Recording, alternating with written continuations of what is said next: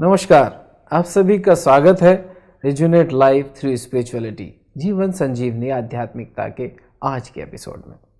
कल के एपिसोड में हमने समझा था कि हाई ब्लड प्रेशर क्या है, क्यों हो रहा है और किस तरह से एक महामारी का रूप लेकर के अपने आप इसकी वजह से हम सभी इसके शिकंजे में आते जा रहे हैं। आज हम बढ़ेंगे इससे आगे और जानेंगे कि ये क्यों हो रहा है, क्या वजह है, किन कारणों से हम सभी इसके घेरे में आते जा रहे हैं। और इस विषय पर प्रकाश डालने के लिए आज फिर हमारे साथ हैं डॉक्टर श्रीमन जी। सर नमस्कार। नमस्कार जी।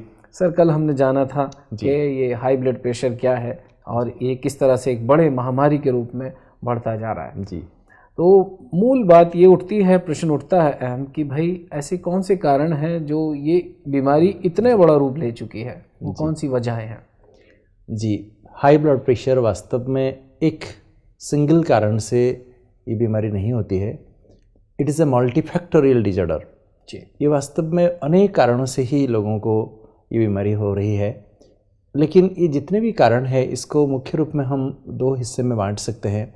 जैसे एक है जेनेटिक, अर्थात ये बीमारी एक आनुवंशिक बीमारी है। अगर हमारे पूर्वजों को ये बीमारी है तो उसके जीन के जरिए से हमारे पास ये बीमारी आ जाती है, इसलिए it is called a genetic disorder. और हमारे पिताजी को अगर है तो हमें होने की संभावना है, माताजी को है तो भी हमें होने की संभावना है। माताजी पिताजी दोनों को अगर हाई ब्लड प्रेशर है तो ज़्यादा संभावना है, और हमारे ग्रैंड पेरेंट्स को भी अगर है तो भी हमें होने की संभावना है। हमारे डिस्टेंट रिलेशन में भी अगर है तो ये बीमारी जेनेटिक होने के कारण हमारे जीन के थ्रू हमारे पास ये बीमारी आ सकती है। लेकिन जो बहुत इम्पोर्टेंट कारण है उसको हम एनवायरमेंटल फैक्टर्स कहते हैं, जो हमारे जीवन शैली से सीधा सा संबंध रखता है। तो ये जो फैक्टर्स है, एनवायरमेंटल फैक्टर्स, आज ये मुख्य कारण है जिसके कारण लोगों को हाई ब्लड प्रेशर हो रहा है। हमारे माता पिता को आजकल नहीं होते हुए भी यंगस्टर्स है उनको ये बीमारी हो रही है। तो फिर हम किसको हम दोष देंगे? अगर माता पिता को है, दादा दादी को, नाना नानी को है तो कहते हैं मेरे पिताजी को था ना इसलिए मुझे हो गया। लेकिन अगर जिसको नहीं है, पूरा खानदान में नहीं है, अगर उसको हो गया तो फिर क्या कहेंगे? तो आज देखा जाता है मुख्य रूप में लोग अपने जीवन शैली को परिवर्तन कर चुके हैं। तो वो जीवन शैली संबंधित जो बातें हैं उसमें भी खास रूप में नमक। आज लोग इतने नमक खाते जा रहे हैं, सोच भी नहीं सकते हो। नमक वास्तव में खाने के लिए शुरुआत में बनाया नहीं गया था। आप अगर नमक की हिस्ट्री आप पढ़ेंगे जी, जब ये नमक बनाया गया था उन दिनों में हमारे पास कोई रेफ्रिजरेटर नहीं था। और नमक इसलिए बनाया गया था एज ए प्रिजर्वेटिव, अर्थात कोई भी चीज़ को कोई वो सड़े नहीं, खराब ना हो, तो इसलिए नमक के अंदर कवर करके उसको रख दिया जाता था। तो एज ए प्रिजर्वेटिव इसको यूज़ किया जाता था। परंतु आज हमारे पास कोल्ड स्टोरेज है, हमारे पास रेफ्रिजरेटर है, जिसके कारण नमक फिर खाना शुरू कर दिए लोग, और खाते खाते ऐसे आदती हो चुके हैं कि आप सोच भी नहीं सकते हैं कि हमारे शरीर के आवश्यकता से कई गुना ज़्यादा हम नमक खा रहे हैं। सारे दिन में हम जब ऐसे 2 उंगली में जो एक पिंच सॉल्ट लेते हैं, एक पिंच ऑलमोस्ट 1 ग्राम सॉल्ट आता है उसमें। सारे दिन में मैक्सिमम 2 पिंच लेना चाहिए। 1 पिंच नमक इतनी ही आवश्यकता है। अगर कोई व्यक्ति, मैं आपको एक प्रश्न पूछता हूँ जी, क्या सारी दुनिया में दूसरे पशु पंछी जानवरों को कभी नमक खाते हुए देखे हैं आपने? कभी नहीं। कोई भी पशु पंछी जानवर नमक नहीं खाते हैं, परंतु जिंदा है ना। बिल्कुल। तो आज नमक किसी को नहीं दो, देखो कैसे मुंह कैसा करता है। किसी भी अगर जो परोसते हो कोई भी चीज़ें, खान पीने की चीज़ में, उसमें नमक ना हो तो लोग कैसे मुंह करते हैं। बिल्कुल। अगर कोई छोटा बच्चा को बचपन से ही आप नमक मत खिलाओ, उसको पता ही नहीं चलेगा क्या है। जो हम रोज़ वेजिटेबल्स खाते हैं, साग सब्जियां खाते हैं, फ्रूट्स खाते हैं, क्या उसमें नमक नहीं है? हमारे आवश्यक शरीर के लिए जितनी आवश्यकताएं हैं, अगर प्रचुर मात्रा में हम फ्रूट्स वेजिटेबल्स हमारे जो भी नाश्ते में, लंच में, डिनर में अगर सफिशिएंट फ्रूट्स वेजिटेबल्स ले रहे हैं तो हमें एक्स्ट्रा नमक खाने की कोई आवश्यकता ही नहीं है। तो आज सारे दिन में मैक्सिमम 2 ग्राम सॉल्ट की ही आवश्यकता है।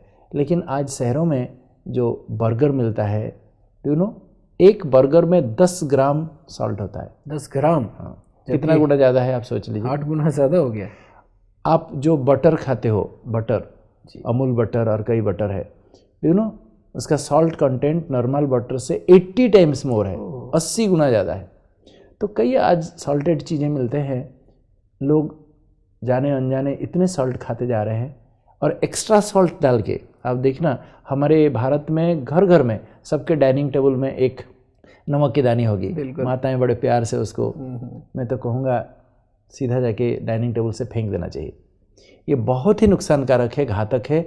आज एक्स्ट्रा सॉल्ट खाने के कारण लोगों को हाई ब्लड प्रेशर होता जा रहा है। दूसरी बात है, आज गांव में जाओ, शहरों में जाओ, लोग तंबाकू, चाहे स्मोकलेस चाहे स्मोक वाले, tobacco in any form is hazardous.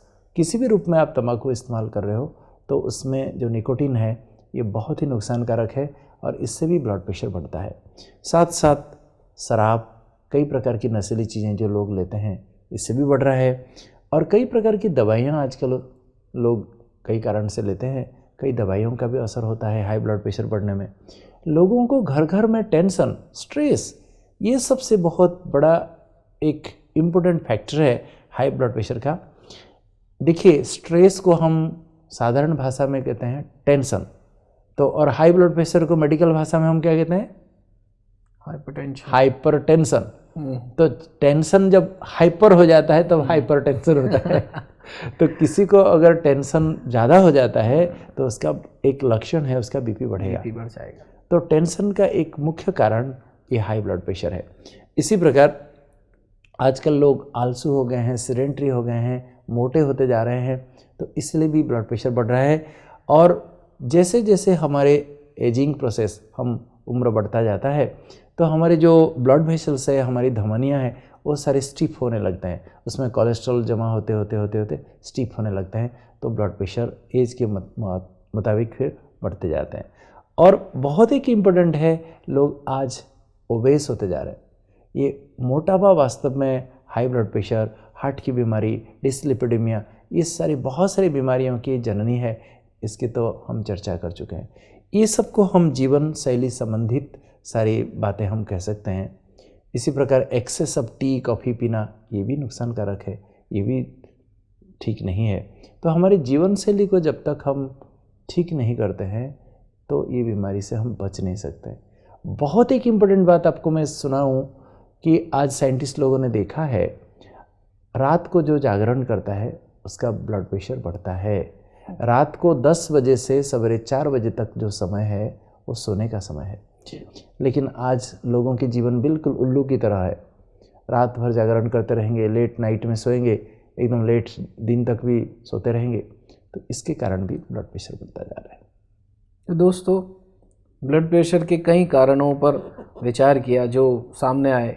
वो एक तो है हमारी डाइट से संबंधित, यानी नमक का जब हम ज़्यादा सेवन करते हैं और शरीर की ज़रूरत से ज़्यादा, जैसे डॉक्टर साहब ने बताया कि 1 चुटकी 2 चुटकी यानी मैक्सिमम 1 ग्राम हमें लेना चाहिए नमक, लेकिन हम कई गुना ज़्यादा लेते हैं, जिसकी वजह से हम ब्लड प्रेशर के शिकार बनते जा रहे हैं। फिर हमारी जीवन पद्धति, यानी हम आरामदायक जीवन जीने के आदती हो गए हैं। सर, और क्या वजहें हैं जिनकी वजह से हम हाइपरटेंशन के, ब्लड प्रेशर के शिकार होते जा रहे हैं?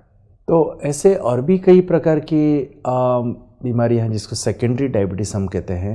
जैसे सेकेंडरी डायबिटीज़ कहते हैं, ऐसे सेकेंडरी हाइपरटेंशन कहते हैं। सेकेंडरी हाइपरटेंशन, तो इसमें कई प्रकार की बीमारियां, जैसे हमारी किडनी में कई प्रकार की बीमारी हो जाती है, या हमारे ब्लड वेसल्स में कोआक्टेशन ऑफ एओर्टा, हमारे जो मुख्य एक धमनी है एओर्टा, उसमें भी अगर कोआक्टेशन हो जाता है तो होता है। और कई एंडोक्राइनोपैथीज़ है, कई प्रकार के ट्यूमर्स है, सिंड्रोम्स है, तो ये सब अगर शरीर में एबनॉर्मली ये सब होते हैं तो इसके कारण भी लोगों को हाई ब्लड प्रेशर होता है। तो ये सेकेंडरी कारण बहुत बिरले लोगों को होते हैं, 100 में से कोई 2, 4, 5 को होता है। तो इसके बारे में डिटेल समझने का कोई ज़रूरत नहीं है। आज दुनिया में बहुत जो आम लोग जो हाई ब्लड प्रेशर में सफ़र कर रहे हैं, उसका मेन कारण तो जीवन शैली संबंधित है। अगर फिर भी हम देखते हैं हमारा ब्लड प्रेशर, हमारे कई लोगों को हम देखते हैं, कहते हैं डॉक्टर साहब मैं रोज़ मॉर्निंग वॉक करता हूँ, रोज़ ऐसा है, हमारे ख़ानदान में कोई ऐसा नहीं है, मैं नॉनवेज नहीं खाता हूँ, कोई स्मोकिंग नहीं करता हूँ, फिर भी हो गया। तो ऐसे कभी अगर किसी को ऐसे हो गया, 40 साल के बाद अगर होता है और 50 साल के बीच में होता है तो यूजुअली ये प्राइमरी हाइपरटेंशन है।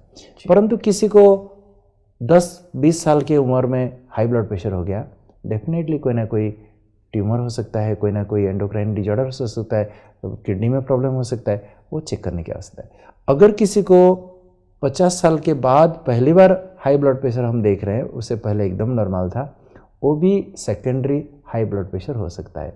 तो इसलिए उसका भी कारण हमें ढूंढने की आवश्यकता है। उसके किडनी के वजह है या एंडोक्राइनोपैथीज है कि और कुछ कारण है, हमें ढूंढने की आवश्यकता है। तो ये वास्तव में टोटल जब इन्वेस्टिगेशन नहीं करते हैं, इसका कारण को जानना सहज नहीं है। सर, एक बात जो दिमाग में अभी उठ रही है प्रश्न के रूप में जी, वो ये कि अगर किसी को प्राइमरी या सेकेंडरी हाइपरटेंशन हुआ है, ब्लड प्रेशर का शिकार हुआ है, तो उसके क्या चिन्ह नज़र आने लगेंगे, उसको कैसे हम पहचानेंगे? जी, कोई भी बीमारी किसी को अगर होती है तो उसमें कुछ साइंस होते हैं जी, कुछ सिम्टम्स होते हैं, अर्थात कुछ तकलीफ मरीज को होती है जो खुद आके बताता है हमें, लेकिन कुछ न बताते हुए भी कई ऐसे निशानियां शरीर में होती है जो हम चेक करते समय, उसको जांच करते समय हम देख लेते हैं। जी, तो हम एक एक चर्चा करेंगे कि अगर किसी को हाई ब्लड प्रेशर हो गया जी, तो उसकी क्या निशानियां ऐसे शरीर में दिखाई देगी। अगर है तो हम समझ सकते हैं कि इसको हाई ब्लड प्रेशर हो सकता है। फिर हम चर्चा करेंगे कि क्या ऐसे लक्षण हो सकते हैं। अगर वो परेशानियां, वो निशानियां, वो लक्षण आपको है तो हम समझ जाएंगे कि हमको हाई ब्लड प्रेशर हो सकता है। तो चलिए हम चर्चा करेंगे इसकी निशानियां क्या हो सकती है। जी सर। अगर किसी को प्राइमरी हाइपरटेंशन है जो आम चारों तरफ फैल रही है, अगर कोई व्यक्ति मोटा है तो मान लीजिए उसको प्राइमरी हाइपरटेंशन हो सकता है। दूसरी बात है, अगर किसी के पाँव सूजा हुआ है, ऐसे अगर दबा के रखेंगे थोड़े समय के लिए तो खड्डा बन जाता है, जिसको हम मेडिकल भाषा में ईडिमा कहते हैं। हाँ, ईडिमा, पेडाल ईडिमा कहते हैं। तो अगर ऐसे आप देख रहे हैं किसी के पाँव में ऐसे सूजा हुआ है, ऐसे थोड़े समय दबा देंगे तो ऐसे खड्डे हो जाते हैं, तो ये इन्फ्लामेटरी प्रॉब्लम्स हैं जिसके कारण ये हो रहा है। तो इसको हम प्राइमरी हाइपरटेंशन के रूप में हम सोच सकते हैं कि इसको हो सकता है।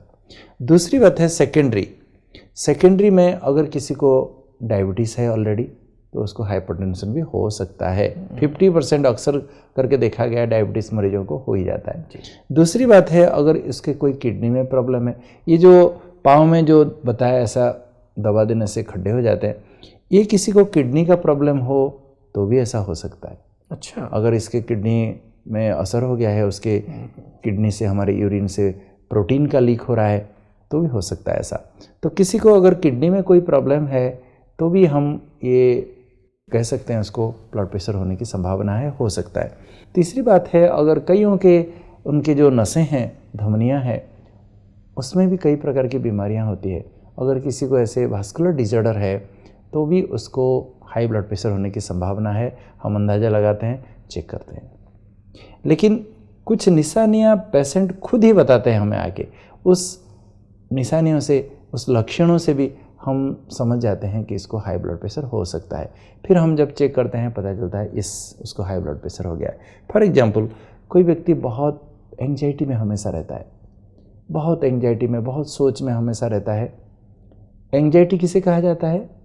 जो फ्यूचर के बारे में ज़्यादा सोच के परेशान होता रहता है, उसको एंग्जाइटी कहा जाता है। तो एंग्जाइटी अगर किसी को है ज़्यादा, या कोई कहता है मुझे बहुत चक्कर आ रहा है, बहुत चक्कर आ रहा है, गिड्डीनेस हो रहा है, घूम रहा है पूरा सारा, तो जब चेक करते हैं उसका भी हाई ब्लड प्रेशर निकलता है। सर दर्द होना बिना कोई कारण, सर्दी जुकाम नहीं है और कोई कान में, आँखों में कोई प्रॉब्लम नहीं है, सर दर्द हो रहा है, तो जब चेक करते हैं तो हाई ब्लड प्रेशर मिलता है। पल्पिटेशन होना, नॉर्मली हमारा जो दिल धड़क रहा है छाती के अंदर, लपडप लपडप लपडप, देखो हमको पता नहीं चलता है, साइलेंटली इट इज़ वर्किंग। लेकिन ऐसा कई कंडीशन होता है, कई मरीज कहते हैं डॉक्टर साहब मेरी छाती में तो एकदम रेलगाड़ी जैसे चल रही है, दर दर दर दर दर हो रहा है। तो इसको हम पल्पिटेशन कहते हैं मेडिकल भाषा में। अगर किसी को पल्पिटेशन हो रहा है तो भी हम जब ब्लड प्रेशर देखते हैं तो हाई मिलता है। अगर किसी के नाक से सडन ब्लीडिंग होना शुरू हो जाता है। कोई चोट नहीं लगा, कुछ नहीं लगा, सडन नाक से एकदम ब्लीडिंग होना शुरू हो गया, तो ये भी एक हाइपरटेंशन के कारण हो सकता है। तो उसका ब्लड प्रेशर जब देखा जाता है, वास्तव में ये एक सेफ्टी वाल्व की तरह है। अगर ब्लड प्रेशर टू मच बढ़ जाता है, नाक से ब्लीडिंग होकर कुछ खून निकल जाता है, नहीं तो हो सके उसके सर के अंदर, दिमाग के अंदर नस फट के उसको पैरालिसिस भी हो सकता है। तो एक सेफ्टी वाल्व की तरह खुल जाता है, निकल जाता है। ये भी एक हाई ब्लड प्रेशर की निशानी है। और भी कई लोगों को सांस की तकलीफ होती है, सांस लेने में, और बहुत तेज़ सांस लेने लगते हैं, सांस की तकलीफ भी होती है, और घबराहट होता है। ये सब भैग निशानियाँ होती है। मेजॉरिटी लोगों को होता ही नहीं है। जैसे डायबिटीज़ में मेजॉरिटी लोगों को कुछ लक्षण नहीं होता है, इसी प्रकार मेजॉरिटी लोगों को हाई ब्लड प्रेशर में कुछ होता ही नहीं है। जब आप चेक करोगे तब जाके पता चलता है। तो ये कुछ लोगों को ये सब लक्षण होते हैं, इससे हम अंदाज़ा लगा के फिर हम जब उसका ब्लड प्रेशर चेक करते हैं, हमें पता चलता है कि उसको हाई ब्लड प्रेशर हो सकता है। अगर ब्लड प्रेशर बहुत ज़्यादा नहीं है तो कोई निशानियाँ होती नहीं है, लेकिन टू मच एकदम ब्लड प्रेशर बहुत एकदम ज़्यादा ऊपर का, मान लीजिए 200 से भी ऊपर हो गया, 230, 240 हो गया, नीचे का भी 120, 130 हो गया, तो ऐसे जब हाई ब्लड प्रेशर होने लगता है, कईयों को उल्टियाँ होने लगती है, कोई एकदम कन्वल्सन होना शुरू हो जाता है, सीवियर थ्रॉबिंग हेडेक होना शुरू हो जाता है। कई प्रकार की दूसरे निशानियाँ भी हम देख सकते हैं, जिसको मालिग्नेंट हाइपरटेंशन हम कहते हैं। एंजाइटी, कन्फ्यूज़न, बहुत प्रकार की एकदम कमजोरी लगना, उल्टियाँ जैसे लगना, खांसी होना, चेस्ट पेन होना, कई प्रकार की ये सब लक्षण भी हो गए। लेकिन ये सब भी दूसरे बीमारियों से भी होता है। तो कहने का मतलब है, जो हाई ब्लड प्रेशर का जो निशानियाँ है, ये सब भेग है। इसलिए कोई भी ऐसा कंप्लेन लेके आता है तो हम जब चेक करते हैं ब्लड प्रेशर, तो जाके कन्फर्मेटरी हमें पता चलता है। जैसे हाई ब्लड शुगर किसी का है कि नहीं, टेस्ट करना पड़ता है, तो ऐसे ही हाई ब्लड प्रेशर भी टेस्ट करना पड़ेगा। दोस्तों, अभी हमने जाना हाइपरटेंशन के क्या लक्षण हैं। अब हम चलते हैं उसके रिस्क फैक्टर की तरफ, जानते हैं डॉक्टर साहब से। सर, इसके क्या क्या रिस्क फैक्टर्स हैं? जी, सबसे पहले तो हमें समझना जरूरी है कि रिस्क फैक्टर होते क्या है। इनफैक्ट हाइपरटेंसिव रिस्क फैक्टर माना hypertension can be made worse by certain factors, जिसको हम हाइपरटेंशन रिस्क फैक्टर कहेंगे। अगर वो बातें हैं हमारे जीवन में तो हाइपरटेंशन को और वर्स कर देते हैं, उसको हम हाइपरटेंशन रिस्क फैक्टर्स कहते हैं। इसमें भी दो प्रकार के मुख्य रूप में हम ये रिस्क फैक्टर्स को क्लासीफाई कर सकते हैं। दो प्रकार के रिस्क फैक्टर्स होते हैं। एक है मॉडिफाइबल, जिसको हम चेंज कर सकते हैं, मॉडिफाई कर सकते हैं, उसको बदल सकते हैं ताकि हमारे हाइपरटेंशन ठीक हो जाए और कोई उससे नुकसान ना हो। दूसरे हैं नॉन मॉडिफाइबल, जिसको हम चेंज नहीं कर सकते हैं। वो तो है, वो चेंज नहीं कर सकते हैं। तो दो प्रकार के रिस्क फैक्टर्स है जो कि हाइपरटेंशन को बढ़ावा देने के लिए या बढ़ोतरी के लिए वो कारण बनते हैं, निमित्त बनते हैं। तो चलिए एक एक हम चर्चा करेंगे। जो मॉडिफाइबल रिस्क फैक्टर्स क्या है, जो फैक्टर्स के कारण हमारे हाइपरटेंशन में बढ़ोतरी होती है और उसका फिर दुष्प्रभाव में हम आते हैं, वो फैक्टर्स सारे हैं। जैसे ओवरवेट व ओबेसिटी, जिसको हम चेंज कर सकते हैं। अगर मान लीजिए आपको हाई ब्लड प्रेशर हो गया है और आप ओवरवेट हैं, मोटे हैं, तो आप एकदम कसम खा लीजिए अभी मुझे खान पान को परहेज करके, मुझे एक्सरसाइज करके फिट होना है। जैसे मैं बहुत सारे पेशेंट्स को देखता हूँ, अगर वो वेट को 10 किलो भी वेट कम हो जाता है, एकदम फिर उनका बीपी की गोली बंद हो जाती है, शुगर की गोली बंद हो जाती है, एकदम फिट हो जाते हैं, कोलेस्ट्रॉल भी ठीक हो जाता है। तो हमें ओवरवेट नहीं होना है, वेट एकदम सही करना है। दूसरी बात है सेडेंटरी लाइफस्टाइल, इसको भी हम चेंज कर सकते हैं जी। तो आज मनुष्य जिस प्रकार हम आलसू हो गए हैं, एक्टिव कर्मठ जीवन जिए। तीसरी बात है अनहेल्दी डाइट। आज जो जंक फूड, फास्ट फूड है, आप एक पैकेट आप चिप्स या कुरकुरे कोई भी लेके खा के देखिए, उसमें कितने नमक है आप सोच भी नहीं सकते हो। तो ये सब बहुत हाई सॉल्ट, हाई फैट्स, वो भी ट्रांस फैट्स, और उसमें हाई कैलोरीज, ये सब चीज़ें हैं। प्रिजर्वेटिव्स हो सकते हैं, कई सारी चीज़ें जो स्वास्थ्य के लिए नुकसानकारक है, जो हाइपरटेंशन को बढ़ावा देने में सहायक हैं। तो ऐसी चीज़ों से बचने जरूरी है। अनहेल्दी डाइट से बचें। अल्कोहल, स्मोकिंग, ये बहुत ही खतरा है। स्ट्रेस जीवन में नहीं लेना चाहिए, लेकिन लोग कहते हैं क्या करें डॉक्टर साहब, आ ही जाता है, हम थोड़ी लेते हैं। लोग समझ नहीं है कि स्ट्रेस क्यों होता है लाइफ में।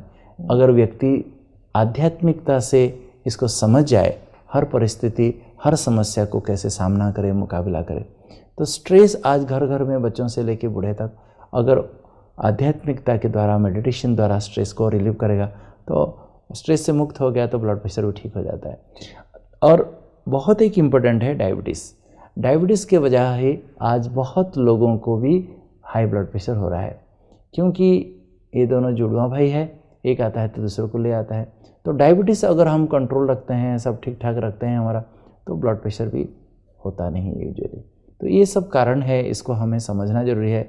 परंतु जो नॉन मॉडिफाइबल है, जिसको हम कुछ चेंज नहीं कर सकते हैं, और इस फैक्टर्स क्या क्या हम देखते हैं, जैसे फैमिली हिस्ट्री। अगर आपके पिताजी माताजी को डायबिटीज़ है या ब्लड प्रेशर है, हाई ब्लड प्रेशर है, आप इसको चेंज कर सकते हो? इसको तो संभव है चेंज नहीं कर सकते, इसलिए इसको नॉन मॉडिफाइबल रिस्क फैक्टर्स कहा गया।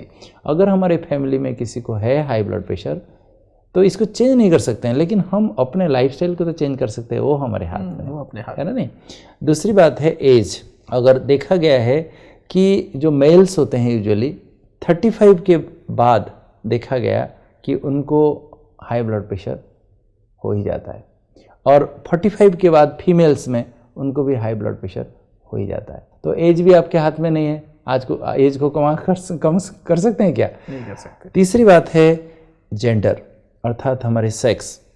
देखा गया है कि अधिकतर भाइयों को ही ये हाई ब्लड प्रेशर 45 के बाद भाइयों को ही ज़्यादा हो रहा है, लेकिन कुछ एज के बाद 45 के बाद 55 तक मेल और फीमेल में दोनों में कोई अंतर नहीं है, दोनों बराबर है। लेकिन 55 के बाद देखा जाता है कि फीमेल्स को ज़्यादा हाई ब्लड प्रेशर हो रहा है। 55 के बाद 50 प्लस जब हो जाते हैं, माताओं के जो अंदर जो मास कर्म होता है, मेंस्ट्रुएशन साइकिल होता है, वो सारा बंद हो जाता है। उसके शरीर में एक बहुत बड़ा हार्मोनल चेंज आता है जी, इसलिए उनको ब्लड प्रेशर और भी कई बीमारियां, हार्ट अटैक भी माताओं को ज़्यादा होता है। तब तक जब तक मेनोपॉज होता है तब तक वो प्रोटेक्टेड रहते हैं, बॉडी में जो हार्मोन्स हैं, फीमेल हार्मोन्स हैं। लेकिन जैसे मेनोपॉज हो जाता है, देखिए ऑस्टियोपोरोसिस हो जाता है, मोटापा बढ़ जाता है, फिर कई प्रकार की ब्लड प्रेशर भी बढ़ जाता है। ये नॉन मॉडिफाइबल रिस्क फैक्टर्स है। और कई सारी दवाइयाँ हैं जिसके कारण भी ब्लड प्रेशर हो जाता है, खास करके जो साइकेट्रिक मेडिसिन है, कई मेडिसिन हैं जो खाते ही लोगों को हाई ब्लड प्रेशर हो जाता है, हाई ब्लड शुगर हो जाता है। कई है जिस मेडिसिन छोड़ देने से भी हो सकता है। तो दवाइयों के कारण से भी किसी को भी ये हाई ब्लड प्रेशर में बढ़ोतरी हो सकती है। तो ये भी रिस्क फैक्टर्स में हम इसको भी शामिल कर सकते हैं। तो दोस्तों, अभी हमने समझा कि रिस्क फैक्टर में कुछ चीज़ें ऐसी हैं जो परिवर्तनीय हैं, जिनको हम बदलाव ला सकते हैं, जिनसे हम हाइपरटेंशन से बच सकते हैं। और कुछ चीज़ें ऐसी हैं जो बदलाव नहीं ला जा सकती, जैसे कि अगर हमें अपने माता पिता से ये मिले हैं, तो माता पिता को अगर हाइपरटेंशन है तो उसमें कोई बदलाव नहीं ला जा सकता। बल्कि दूसरी तरफ अगर हम देखें कि अगर हम अपने लाइफस्टाइल को बदल लेते हैं, अपने खान पीन को बदल लेते हैं, अगर हम स्मोकिंग या कोई नशीले इस्तेमाल करते हैं, तो उनको हम बदलाव ला सकते हैं। तो ये दोनों चीज़ें सामने आई। अब हम आगे बढ़ते हैं और ये जानते हैं कि इसके क्या कॉम्प्लिकेशंस हैं। सर, ऐसे क्या कॉम्प्लिकेशंस पैदा होते हैं हाइपरटेंशन से? अगर देखा जाए, हाइपरटेंशन एक ऐसी बीमारी है जो हमारे एड़ी से लेके चोटी तक शरीर के हर ऑर्गन को ये डैमेज करता है, क्योंकि हमारे ब्लड वेसल्स सारे शरीर में चारों तरफ है, और ब्लड वेसल्स में रेजिस्टेंस जब ज़्यादा पैदा हो जाता है और ब्लड प्रेशर बढ़ जाता है, सारे शरीर के एक एक ऑर्गन को डैमेज करने लगता है। जैसे हमारे ब्रेन पर इसका असर होता है, हमारे आँखों पर असर होता है, हमारे हार्ट पर असर होता है, हमारे गुर्दे पर असर होता है, हमारे लंग्स पर, फेफड़े पर असर होता है। तो ब्लड प्रेशर ऐसा शरीर का अंग नहीं छोड़ता है जिस पर उसका दुष्प्रभाव नहीं होता है। हम देखते हैं हार्ट, सबसे ज़्यादा नुकसान हार्ट को पहुंचता है, क्योंकि जब हमारे सारे जो रक्त की धमनियाँ वो एथेरोस्क्लेरोसिस होने के कारण, कोलेस्ट्रॉल डिपॉजिट होने के कारण रिजिड बन जाते हैं, स्टिफ बन जाते हैं, हार्ट बेचारा को एक्स्ट्रा मेहनत करना पड़ता है, ओवरवर्क करना पड़ता है, तो हार्ट फेलियर हो जाता है, हार्ट अटैक हो जाता है। इसी प्रकार हमारे ब्रेन में भी अगर नसें ब्लॉक हो जाती हैं तो फिर स्ट्रोक हो जाता है, ब्लीडिंग हो सकती है, पैरालिसिस हो जाता है, तो ये सारे कई प्रकार के ब्रेन में भी असर होता है। और हमारे गुर्दे, हमारे किडनी भी इस पर बहुत बुरी तरह से उसके ऊपर असर होता है। किडनी फेल हो जाते हैं, रिनल फेलियर हो जाता है, और फेफड़े पर भी असर होता है। और बाकी सारे शरीर का कुछ हाई ब्लड प्रेशर हो ना हो, कभी कभी आइसोलेटेड पल्मोनरी हाइपरटेंशन भी कहते हैं, हमारे फेफड़े के अंदर जो धमनी है उसमें भी प्रेशर बढ़ जाता है कभी कभी, तो फेफड़े भी असर होता है। किसी का हार्ट फेल हो गया, पंप ठीक से नहीं कर पा रहा है, तो फेफड़े के अंदर पानी जमा हो जाता है, फिर एकदम सांस ले नहीं पाता है, बिल्कुल ऐसे हालत होता है। तो फिर उसको इंटेंसिव केयर यूनिट में एडमिट करना पड़ता है, उसको वेंटिलेटर में रखना पड़ता है। और हमारे आँखों के अंदर जो नसें हैं वो फट जाती है और ब्लीडिंग हो जाती है, और फिर आदमी अंधा हो जाता है। तो हाइपरटेंसिव चेंज है आँखों पर भी।